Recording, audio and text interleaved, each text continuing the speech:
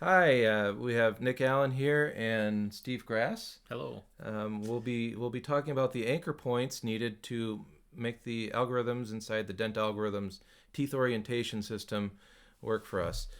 First, we'd like to start with a little bit of a word on oral anatomy. So we don't need to have a complete oral anatomy lecture, but what we'd like to talk about today is a few different points that we want to recognize, and then we'll go through and show you how to find these or locate these on different models that we have. First of all, we want to talk about the incisive papilla. The incisive papilla is directly behind the two front teeth, or the incisal centrals. We want to be able to locate that first. It's a small bump right behind where those centrals used to be on a edentulous model.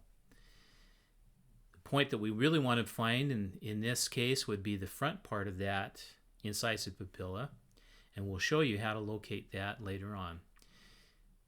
We have on the upper model as well what we call in this presentation the spit valves, which is the two main saliva ducts in the mouth. That's located towards the back of the upper mouth, where the hard palate turns into soft tissue. And right at that junction, or slightly behind it, are these two holes, or saliva ducts. Right on the midline, huh? Right on the midline. Yeah. And we want to look at where we would normally put the post-dam. We also want to look at the hamular notches. The hamular notches are located on either side of the ridge, and they fall just below where the maxillary ridge drops down into the pterygoid bone. So it creates kind of a crevice, or a place where there's a little ditch, and we'll show you again where those are located. The third one that we want to look at is where we go and look at the front of the mouth. This is where we're looking for a junction between hard tissue and soft tissue, where the lip attaches itself to the upper bone structure. And right at that junction is where we want to also be able to recognize a point. On the lower, we're wanting to look for a small raised bump right at the center of the mouth, the lower mouth, and on top of the ridge. We call that the pulviculum. It's not always very recognizable, but sometimes it is. What we look for is the labial and lingual frenum. That directs us to the center of the mouth, and then we can locate at the top of the center of the mouth this little small raised bump. Again, we will be looking for this conclusion line, which is the junction between the lip and the hard bone structure. And then on the lower, we also have, for validation points, retromolar pads. Yes. In the very back. And that's in the very back. The retromolar pads are a pear-shaped type pad in the back. About 3/4 of the way up that pad is where we want to also point out a point of reference. Yep. So we have 11 cases we'd like to show you guys, just so that you can go through and work through the peculiarities of the different models. If you've worked in dentures for very long, you'll realize that not all the models are complete. They don't have the level of fidelity that you'd like them to have. So we'll jump right in and try and point out all of the helps along the way. So let's jump right in it. The first case here is Jacob. And as we look at this, Steve, what are the first things you notice about this model? This is the upper jaw. So apparently this is a case that has had recent extractions. The model that we have is also void in the palate area. I don't know what happened there, but something happened. We also have a situation here that is very unusual. I wouldn't think that that's correct. But we do have a good enough impression that we can go ahead and look at the different points. Okay. This is the incisive papilla. You can see very clearly here. You can also see where the extraction has taken place in the different sockets that are still there. We're looking for a point that is directly in front of that incisive papilla.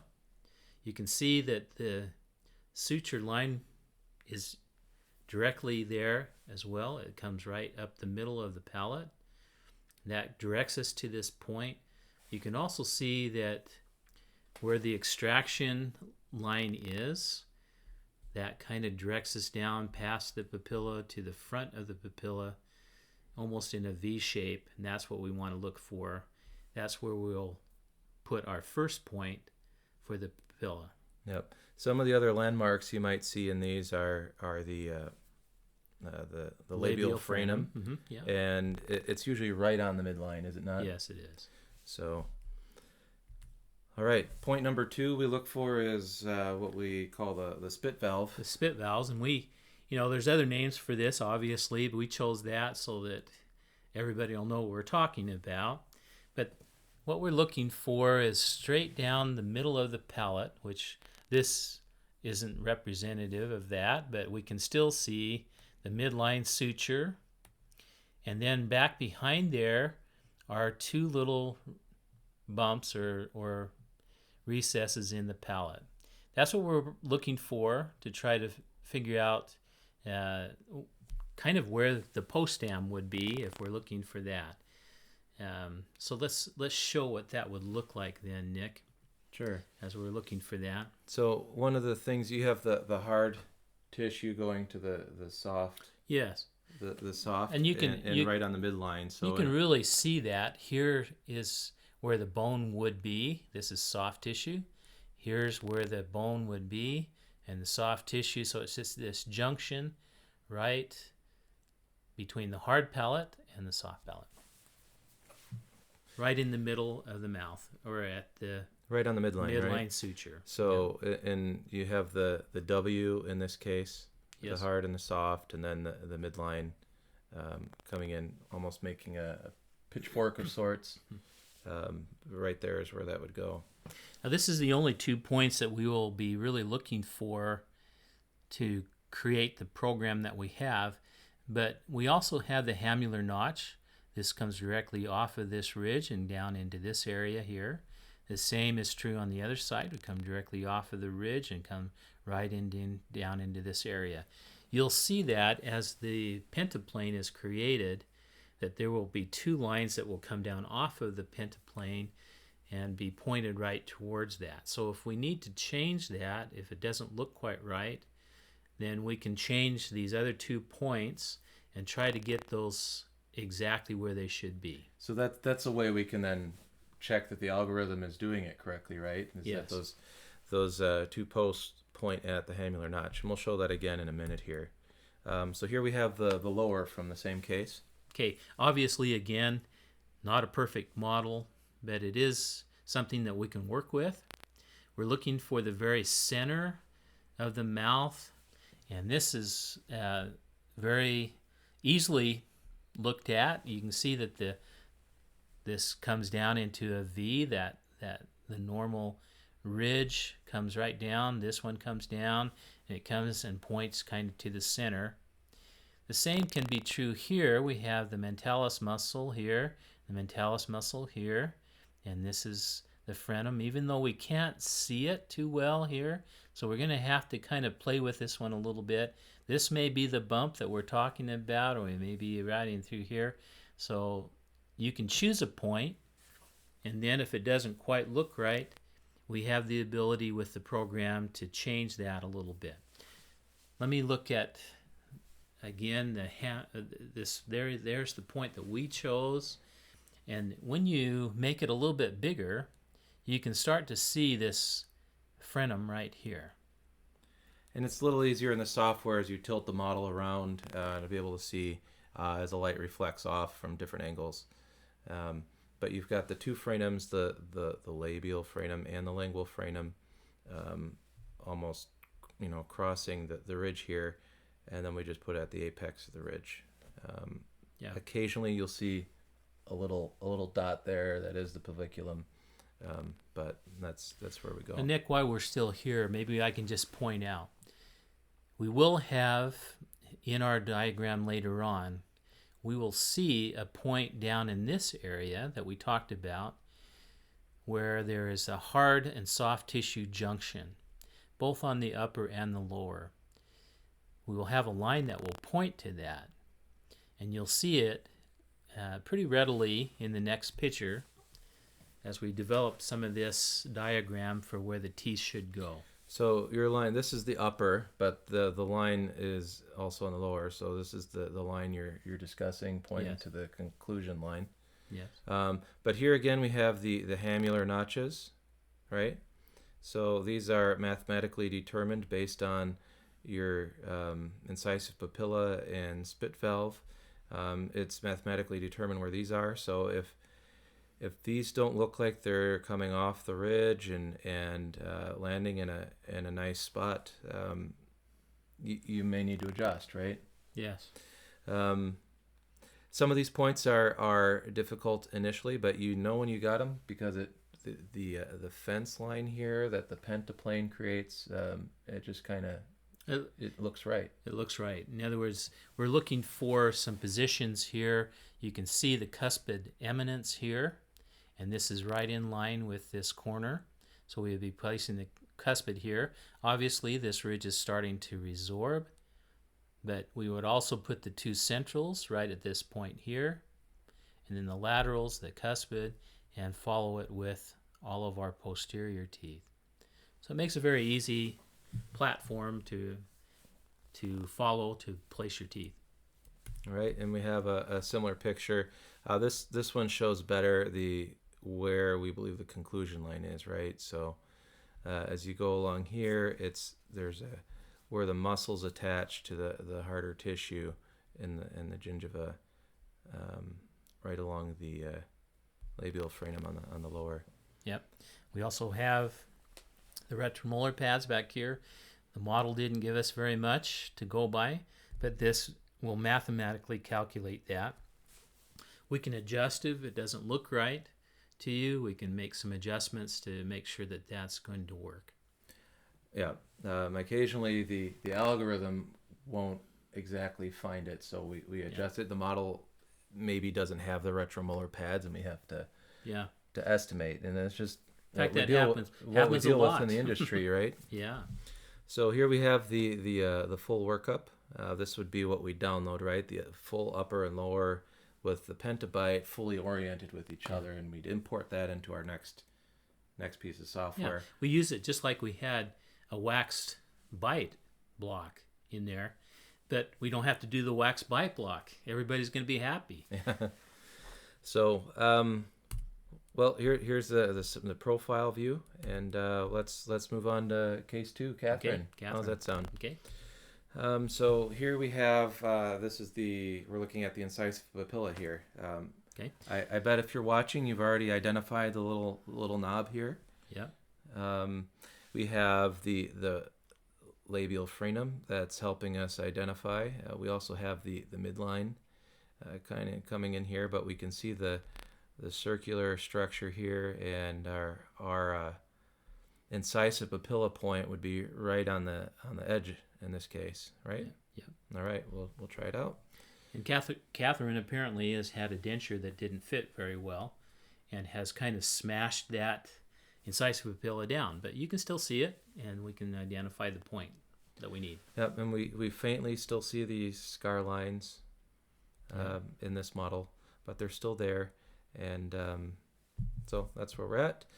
Here we're looking for spit valves. Again, very obvious on this one. Sure, we have the midline, right? We have the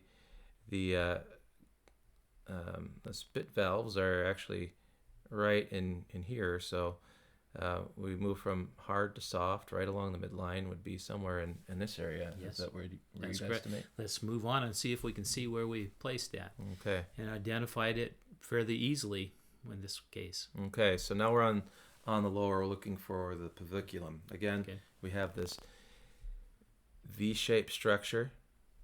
so helping us identify where the center is. We don't have much of a labial frenum here. Yeah. Steve, how would you approach this one? Yeah, this is something we deal with a lot because the lower model or the lower mouth resorbs, the bone resorbs, and so as it becomes smaller, though, we can start to see that this mentalis muscle is quite a bit more pronounced. So somewhere in this area here is where we want to try to look for, maybe in here. We just don't quite know because there's not much to go with, but you can check it and look at it and see if that works.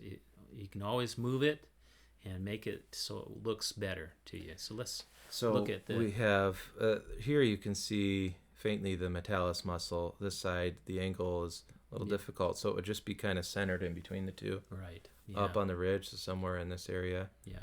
So you can see that there's something there. We didn't really see much of a pulviculum bump, but that's the one we chose, and it looks like it's probably going to work. All right, so here's how our two upper points helped us. Again, we have the hamular notches here, just off the ridge, right? So we're in a good spot. We can see the hamular notch kind of trail off here. It's right in that juncture.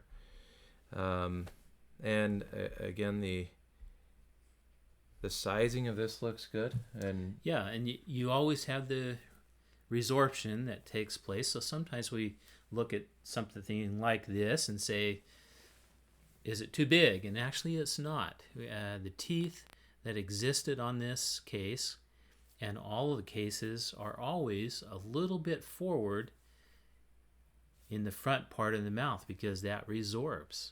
And so this is very good positioning for our teeth and will work really well. Okay, and in the lower here we have a aerial view. Yeah. Again, it kind of straddles nicely both sides of the ridge. Lower is resorbed as well, but it's the conclusion line points right at the frenum, which you can see better here. And so let's see how that looks in a full smile. We see the upper conclusion line. This point ends. Sometimes this line here that helps us measure gets buried inside the model.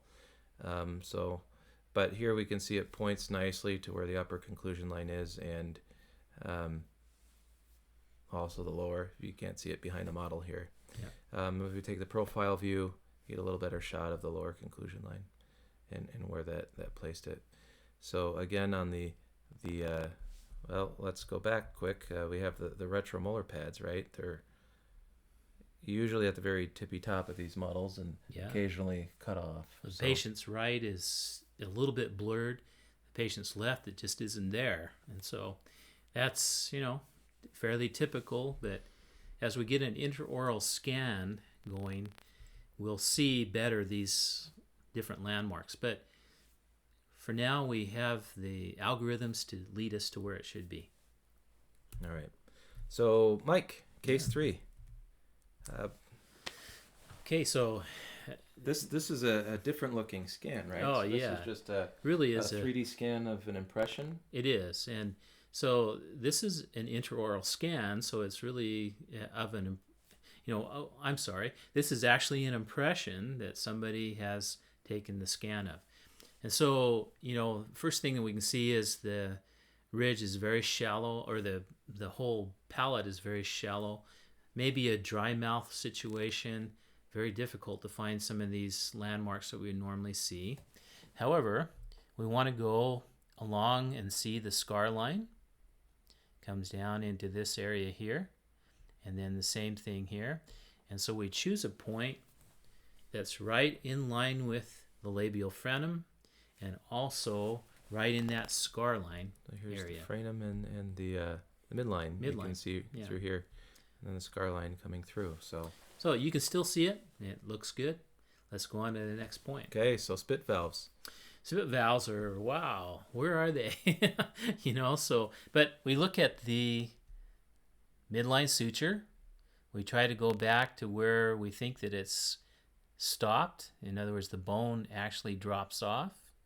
Here is where the bone has come here, and then the bone here, And so right in this little V area, somewhere in here would be our, over here where the midline suture is.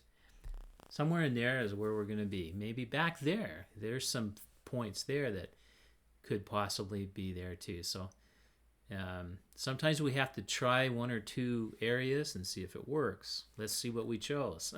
But when you try it, it's because the model doesn't have a clear picture. Yeah, so we just didn't see a clear there's picture. a few places. So we picked right there, just past all of these bumps and whatnot, and this ended up giving us a good looking model, which we'll look at in a minute. Yeah. So here's the lower. Again, the impression was scanned with a 3D scanner, and really didn't get what we needed, but it does work.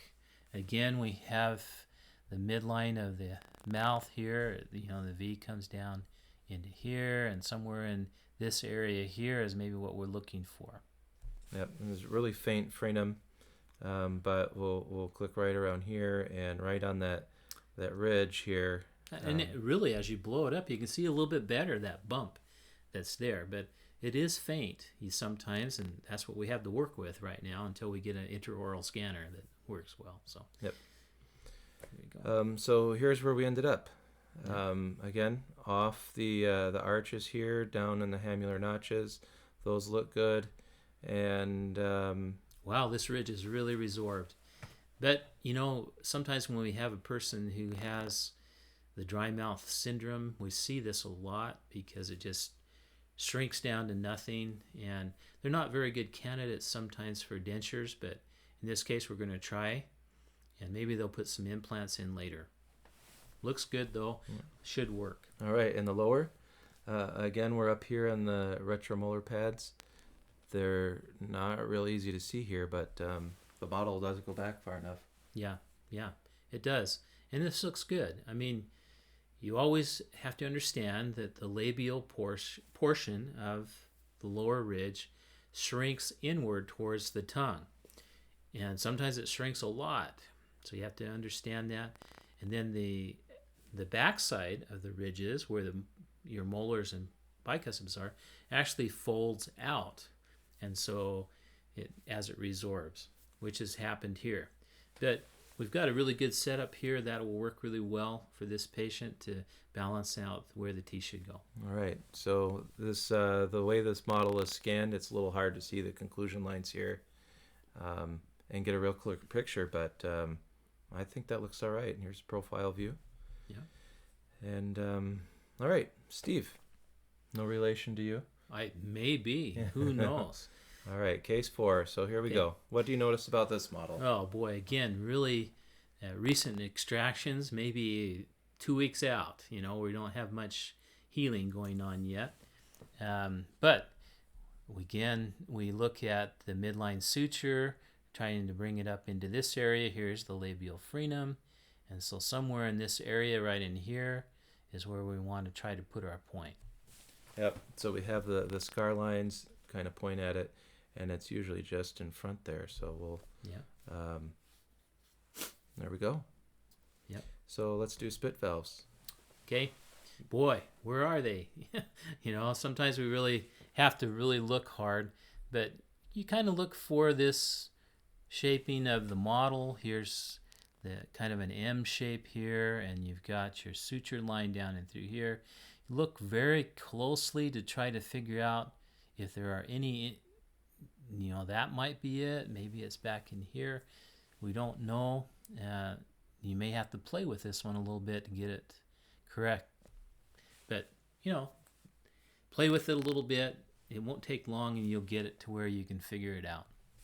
What do you think, Nick? Where are your estimates on this one? I'm going to go back a little further, actually. Okay, might be, yeah. It looks like there's some action over here. So yeah.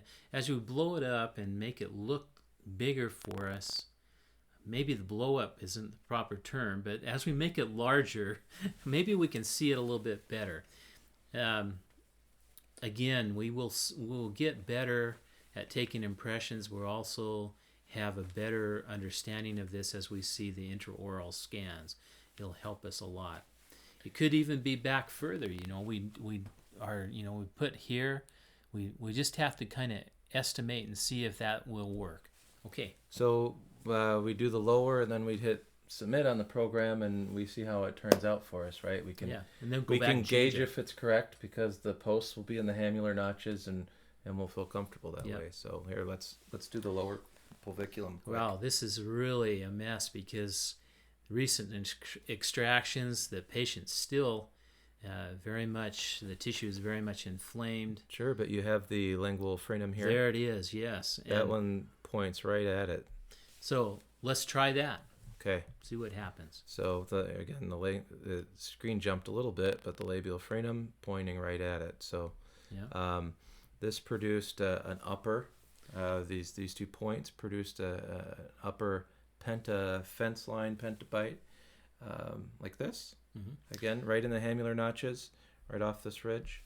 Yep. So, and sometimes these different landmarks will throw us a little bit, but this looks like a very good arrangement for the front teeth and also for the posterior teeth, and will be wide enough that we'll be able to have the lower teeth be straddled over the ridge, and it'll be stable. Yeah, I guess one point of distinction here is this is really the outer edge of the teeth. Yeah, right. And so we can see that here with these recent extractions that it kind of hugs the outer edge. So yeah, and you can really see it here because this was where the first molar was.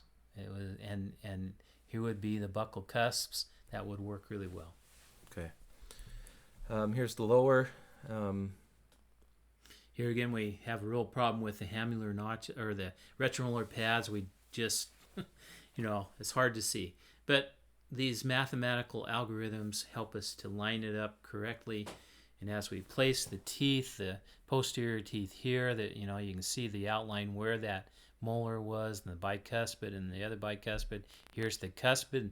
See how far that shrunk in, because that cuspid has a deep root, but that's definitely our cuspid eminence. This one was not quite so bad. It apparently wasn't as inflamed or infected, and so we can really see the cuspid eminence here. These teeth were extracted earlier, so the ridge has really resorbed. Okay. So, once you kind of nail the measure here, you know that the retromolar pads, as bar kind of goes across, it just goes where it goes up there, right? And sometimes you can see the retromolar pad, sometimes you can't, but you know that it should rest on the model if there is one up that far. Yeah. So that'll help you with your estimation. Here's the smile here. We have a little bit of overlap with the teeth, as there was just recent extractions in the profile view.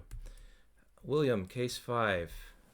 So here we have, what do you notice about this model, Steve? So teeth have been extracted a long time on this model. Patient probably has worn a denture quite a lot, and then the model is really not, the impression was not very good.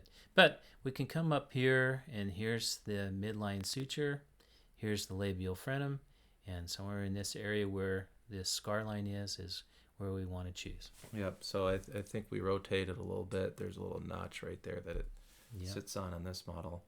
Yeah. But that one's fairly straightforward. In this particular case, we have a model that already has a post dam. We don't know if the post dam's correct, but we really can't see any difference as far as where the spit valves are. But we want to choose probably somewhere close to that so that we kind of follow what was there before or whatever happened. But somewhere in that area would probably be where we need to be. Again, right along the midline, this post dam somewhat aligns with the hard and soft palate there. Yeah. So hopefully, and that's what we chose, and so let's see how that works. All right. So real quick on the lower, this is a mess. Yeah, this is not a good candidate. This person should have some implants, but we're going with it at this point. But you can see that this does come down into a pretty nice V shape. You can somewhat see here labial frenum Yeah. as it's raised up here The- in the lingual on this side. Yeah. It's very difficult even to see the ridge, but let's see what we did with it. And I think maybe we're around here in this area. So yeah. So oops, too far. So we chose something here as we went along. We're not sure what we've got there, but let's see how it works. All right. Oh, there we go. So the upper looks really good. This is lined with where we need to be, and the teeth lineup should be excellent on this one. okay. Let's look at the lower.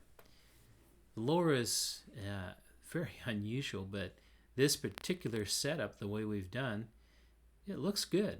I think we're in the proper position with the retromolar pads.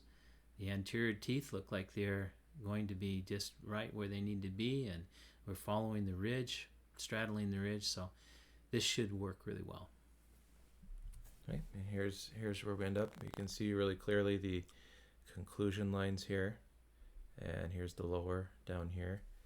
Not much of a ridge left there, but it does conclude at some point, right? Yeah. Here's the profile view. All right, case number 6, Joseph. So what do you notice about this? Okay, so the first thing that jumps out to me is that the incisive papilla is not accurate at all. Possibly it is, but it's not even oval shaped. But we can see very clearly the labial frenum. And so let's follow that. And there's the scar line. So we're going to go with that. It's right in line with the midline suture. So that should work. Okay. And then we'll do spit valves here. Okay, this is really showing a shadow here. So we need to go down again through the midline suture, which is very definite. And as we go up through, we might see something like this, or we may be back here. What do you think, Nick? On the spot. Well, I see the soft tissue here. So I'm going to go a little closer and do it just right on the edge here. Okay. You picked up there? Okay, And great. That's kind of, I overrode everything he said. I went ahead and went up in there. You have to kind of look at these models. They're not perfect, but this, as we look at that spot, it really does look like that's where it should be. So let's take a look and see how we did. Okay, well, we've got our lower point. Here we have the frenum. We don't have the lingual frenum in here, but we have the ridge and the frenum. So right around in this area. Yep. So again, right off the frenum, and there we go. So here's how the upper turned out. Looks very nice. Looks like that's right where we needed to be, and that should be a good setup. Okay. Lower looks good too. What do we have here? This is Yeah. floating in the air. What's interesting. What happened there? Well, we just didn't get the model. That just wasn't there. But the patient's left side looks good, and the algorithm has chosen where that should be. If we were doing it manually, we might have to add that whole section up there on the right side, but we didn't have it with this, and so that's what we'll go with, and it should be fine. We'll be fine with that.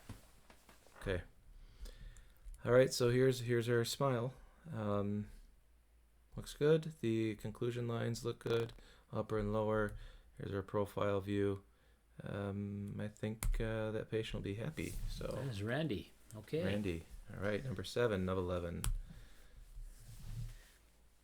Okay, so this is again a model that's Looks like it has 2 post dams back there. What happened?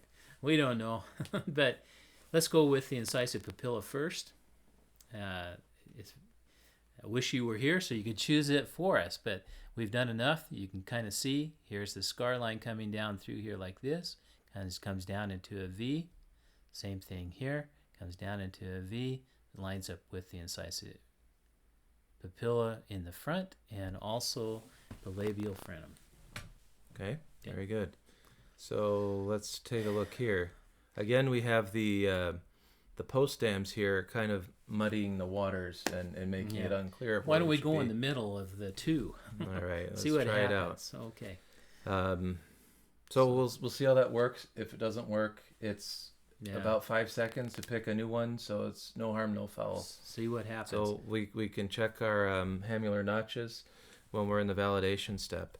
So here we can faintly see a frenum.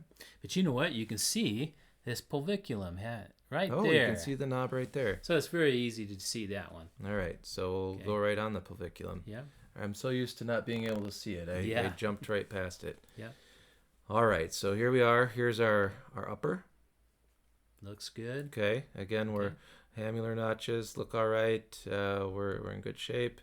Here's our lower. Yeah. And again, we are kind of shy on the patient's left side.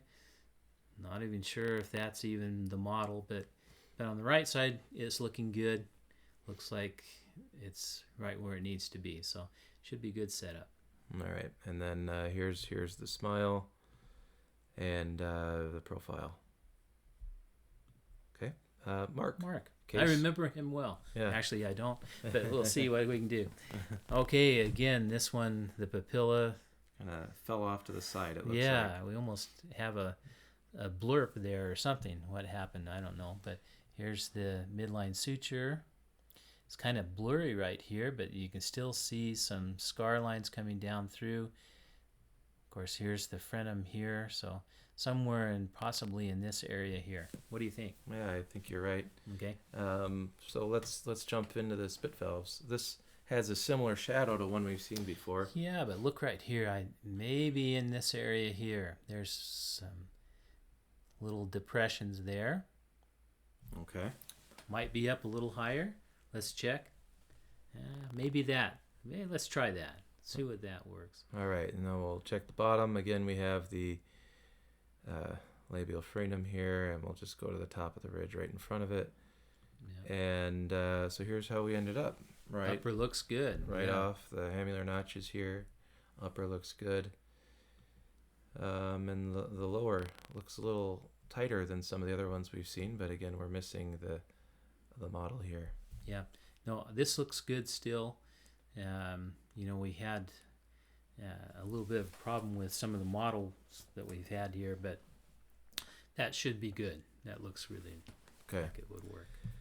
So here's the smile and the profile. So Steve, as we go through these, how long does each one of these take for us to click? Just as long as we're talking through it, right? Yeah, it's So a very short period of time. You think about the time element that we're eliminating. If we were to make a whole wax bite block for both the upper and the lower, send it to the doctor, he has to adjust it and make it work right, and hopefully he gets it right, and then he sends it back to us. We're looking at maybe a 5-minute period of time, maybe longer as we try to get used to doing that, but I think it's Get down to about 5 minutes. We've done some of them as little as 2. Yeah, it's that were really good models. Well, it makes it really easy. And I guess another thing to point out is that we have the ability on this program to change it. If it doesn't quite look right to us, we can change it until it looks right. But it'll get us to a position where it's close to where it needs to be, and then we can nudge it if we need to. So the proportions on here are where the real magic is, right? So as long as we end up with these posts hitting the hamular notches and our conclusion lines lined up, we know that our proportions are solid. Like we can trust.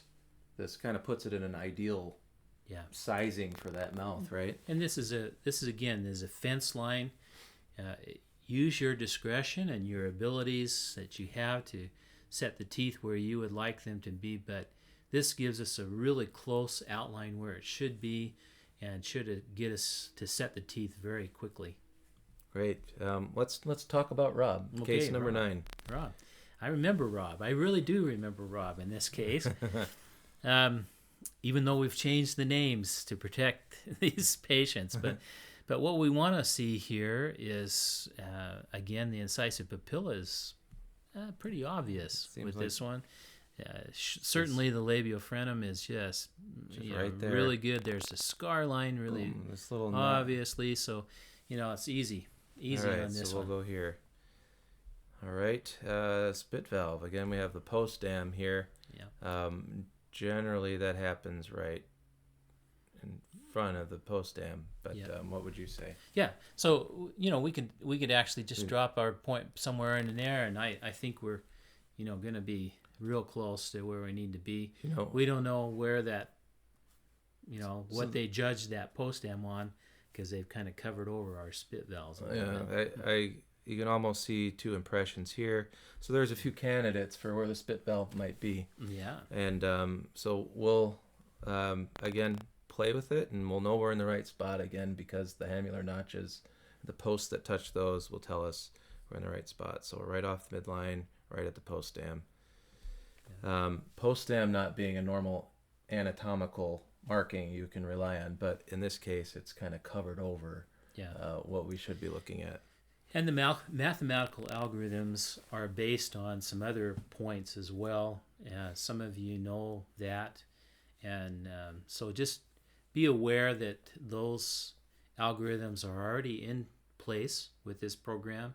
We've tried to make it easier so you don't have to choose so many points. You only have to just choose these few points, and it makes it very easy. Yep. So this is missing all the normal markings, but we sort of have a V coming to here, right in this area. Yeah, and again, you can see a scar line, but it's not very distinct. It's coming down but coming down into the middle here. So somewhere in this area, we can try to choose something and see what happens. So it jumped a little bit, but hopefully we'll give you a second to look at that. But we'll see how this turned out. Okay. Again, here's the upper. It looks like it hugs the mouth pretty good, or the ridge. Mm-hmm. Where it picked the edge of the post dam, so that's where whoever worked this patient previously had also selected. But we spent maybe 2 minutes finding this and figuring out where the teeth should be. And then it's a very good alignment for the lower teeth. A good stable relationship where the teeth should go. Yep. And so again, our conclusion line is again into the model here, so it's difficult to see, but it's right around this area here, and then our lower conclusion is down here in the profile view. Looks good. All right, so Dorothy. Okay, Dorothy. Let's check it out. Wasn't she in the movies or something, Dorothy? I think so. All right.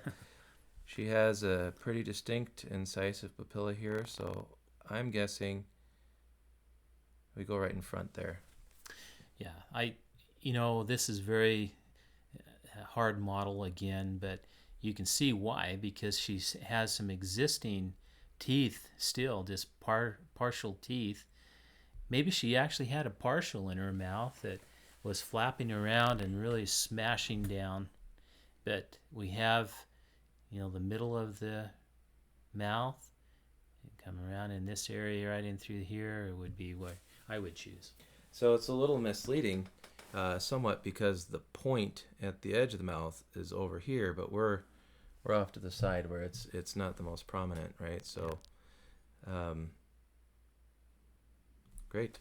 Okay. So spit valves are hard to find again, but we go right down the center of the mouth. Here's the center, and try to find a point that looks like it might be the edge of that, where the soft and the hard palate meet. So again, this is much easier with an intraoral scanner. These are you would see stone it exactly. models, correct? Yeah, you'd actually see it, and we just don't have very good models out here. We wish we had better ones, but these are things you see every day. We see them every day. Caseload, right? Yes. So this is where we ended up picking the spit valves, and we'll see that produced a good upper. So here we have the labial frenum. It doesn't have very much of a V shape. It's more of a U here, but where would you put this? I'm going to let you choose this time. Point. All right. It's a hard one. Yeah. So I'm going to pull off the labial frenum, and I'm going to go somewhere in this range here. Okay. let's see how that turned out. Okay. So upper, you see it aligns right with those teeth. Looks very good. You can see that that one tooth that's still left lines up right in line with that. It may have shifted forward a little bit, but that's where that tooth is, and our alignment is just right on. Okay. And our lower, again, we're up here with the not hamular notches, The retromolar pads. yeah. Hard to remember sometimes, but aligned right on top of the ridge. Again, we have the labial portion of the lowers are usually about 3 millimeters ahead of the ridge is where we want to place our teeth, and that looks like a good arrangement. So this is interesting. You can see better at this angle the metalis muscles. Yeah. And if you actually, this frenum isn't in the middle of them. It's a little off to the right. So we picked right in the middle of metalis muscles. Yeah. We ended up in the right spot. Yeah, a lot of times those frenums can get pushed over by just some damage that's being done. Something happened in the past, and so you can't always use that, but try to find the exact middle of the ridge. All right, so let's look at the smile.